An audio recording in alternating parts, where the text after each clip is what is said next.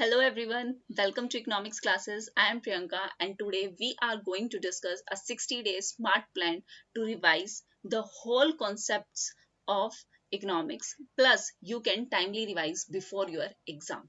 Yes, so today we are going to discuss that how you can ace the exam of economics, whether it is assistant professor का exam हो, चाहे आपके state का कोई भी exam हो या UGC नेट exam हो. हम 60 डेज में कैसे कॉम्प्रिहेंसिव स्ट्रेटेजी बना सकते हैं कि हम पूरे सिलेबस को टैकल भी कर ले, रिवाइज भी कर ले एग्जाम से पहले. ठीक है, तो मैं आपके लिए एक 60 डे डिटेल प्लान लेके आई हूँ जिसमें आप अपने फाउंडेशन को भी स्ट्रॉन्ग कर सकते हैं वीक बाय वीक और आप अच्छे से रिवाइज भी कर सकते हैं. सो फर्स्ट हम स्टार्ट करेंगे वीक 1 to 4 में. आपको क्या करना है वीक 1 to 4 में? आपने ऑलरेडी अपना जो सिलेबस है एक बार कर रखा होगा. यहाँ आपको सिर्फ रिवीजन करना है और अच्छे से सारे कंसेप्ट्स को गो थ्रू करना है with by solving the previous year questions, practice questions of each unit.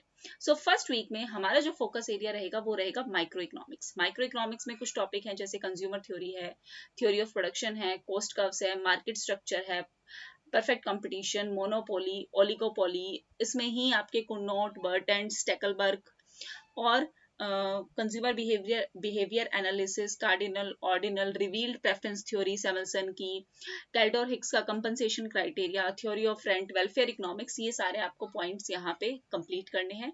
ठीक है, आपने नोट्स बना रखे होंगे, वेल एंड गुड, या फिर आपके मास्टर्स के नोट्स होंगे उसमें से आप रिवाइज कर सकते हो.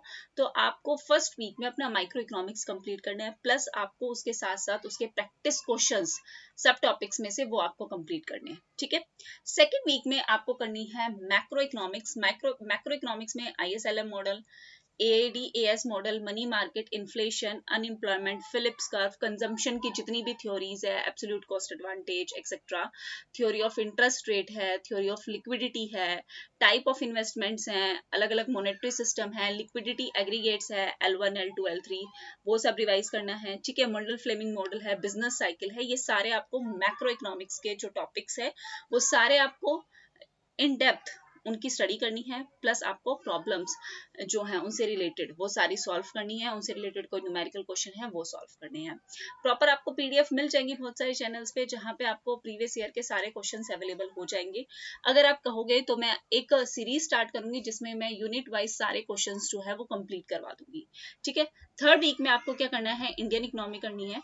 या तो आप इंडियन इकोनॉमी को थर्ड वीक में कर सकते हो या फिर आप लास्ट वाले वीक में भी इसे चेंज कर सकते हो अपने हिसाब से. मैंने इसलिए किया है क्योंकि हमारे पास ऑलरेडी डेटा है. ठीक है, बजट वगैरह का, इकोनॉमिक सर्वे का, तो वो हम सारे रिवाइज कर सकते हैं. यहाँ पे मैंने प्रीवियस ईयर क्वेश्चंस बोला है आपको, लेकिन प्रीवियस ईयर बहुत ज्यादा प्रीवियस ईयर इसमें कुछ रेलिवेंट करेंगे नहीं क्योंकि आपको करंट डाटा चाहिए यहाँ पे.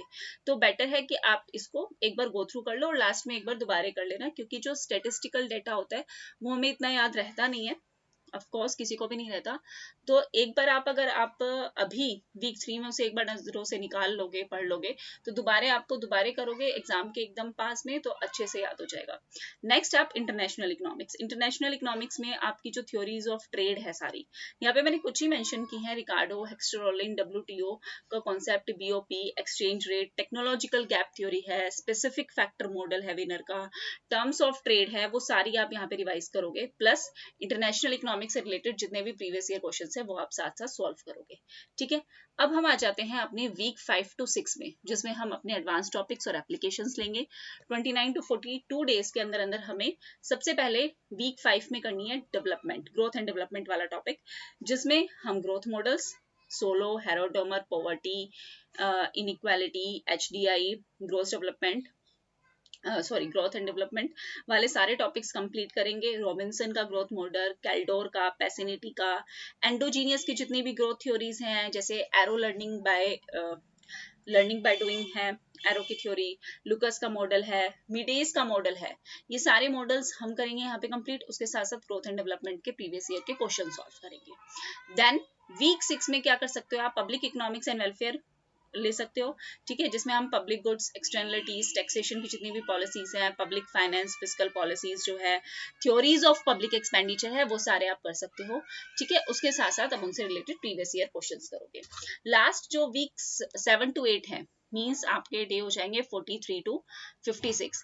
इसमें आपको अपना इकोनोमेट्रिक्स वाला पोर्शन, स्टेटिस्टिकल पोर्शन या मैथमेटिकल मॉडल, ये आप इसमें कर सकते हो, या फिर आप इसको स्विच कर सकते हो वीक 3 वाले इंडियन इकोनॉमी से। ठीक है, अपनी अपनी सबकी अपनी पर्सनल चॉइस होती है, किसी को डाटा याद हो जाता है, किसी को मैथ की प्रॉब्लम सॉल्व करना अच्छा लगता है, तो आप इसको स्विच कर सकते हो अपने हिसाब से।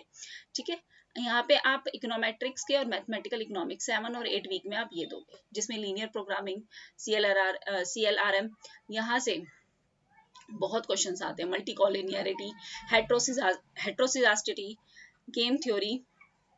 ठीक है, फिर आप उसके साथ साथ इनके न्यूमेरिकल क्वेश्चंस भी सॉल्व करोगे। यहाँ पे आपको प्रीवियस ईयर के क्वेश्चन सॉल्व करना बहुत जरूरी है। ठीक है, क्योंकि आप अभी जो ट्रेंड देख रहे हो उसमें आपको इन डेप्थ नॉलेज चाहिए। अगर आप ये सिर्फ सोचोगे कि नहीं मैं तो सिर्फ प्रीवियस ईयर नॉलेज के बेस पे ही, प्रीवियस ईयर के क्वेश्चंस के बेस पे ही मैं क्लियर कर लूंगा या क्लियर कर लूंगी, इट इज क्वाइट हार्ड। ठीक है, नाउअडेज अगर आपको किसी भी टॉपिक की इन डेप्थ नॉलेज नहीं है ना, तो बहुत डिफिकल्ट हो जाता है उस टॉपिक को कवर करना। ठीक है, तो आपका मेन मोटिव होना चाहिए कि आप प्रीवियस ईयर क्वेश्चंस भी लगा रहे हो ना, तो प्रीवियस ईयर क्वेश्चंस के सब जो टॉपिक्स हैं उसमें क्या क्या टॉपिक्स आए हुए हैं उन टॉपिक्स को भी रिवाइज करो अच्छे से। ठीक है, लास्ट वीक 9 to 10, 57 to 60 आपको क्या करना है वीक 9 में। अब आपको कंप्लीट रिवीजन करना है। आपने जब भी पहले स्टार्टिंग में रिवाइज किया होगा फर्स्ट वीक से, तो यहाँ पे आप क्या कर सकते हो, जैसे आपने माइक्रो इकोनॉमिक्स में मान लो कोई 2-3 चीजें, जैसे गेम थ्योरी है मुझे नहीं समझ में आ रही, तो गेम थ्योरी को लिख लिया। मैक्रो इकोनॉमिक्स में ऐसे ही कोई टॉपिक लिख लिए। ठीक है, मोंडल फ्लेमिंग मॉडल लिख लिया, नहीं समझ में आया, तो आप हर यूनिट के कुछ टॉपिक्स जो है वो मेंशन कर लेना और उन वीक एरियाज पे आप काम करो। फिर आप उसके साथ साथ फुल लेंथ मॉक देना स्टार्ट करो। ठीक है, और देखो कि आपको कौन कौन से ऐसे यूनिट्स हैं जहां पे आप काम नहीं कर पा रहे हो, जहां पे आपको और फोकस करने की जरूरत है, उन एरियाज पे क्या करो, फोकस करो। लास्ट में आपका मेन आइडिया क्या होना चाहिए कि आपको एक तो रेगुलर कंसिस्टेंसी चाहिए। कोई भी एग्जाम अगर आपको क्लियर करना है तो कंसिस्टेंसी होना बहुत जरूरी है। डेली आप 4 to 6 आवर डेली दो, ज्यादा दे सकते हो, पॉसिबल है नहीं हो तो 4 to 6 कम से कम आप दो, जिसमें आप थ्योरी भी कर पाओ, प्रैक्टिस भी कर पाओ, प्रीवियस ईयर क्वेश्चंस आपको लगाना बहुत जरूरी है। आपको डिफिकल्टी लेवल पता चलता है। रिसेंटली जो 24 और 25 अभी जो रिसेंट पेपर हुए हैं ना, उनको जरूर लगाना। उसके साथ साथ revision plus mock test plus आपकी कंसेप्चुअल क्लैरिटी।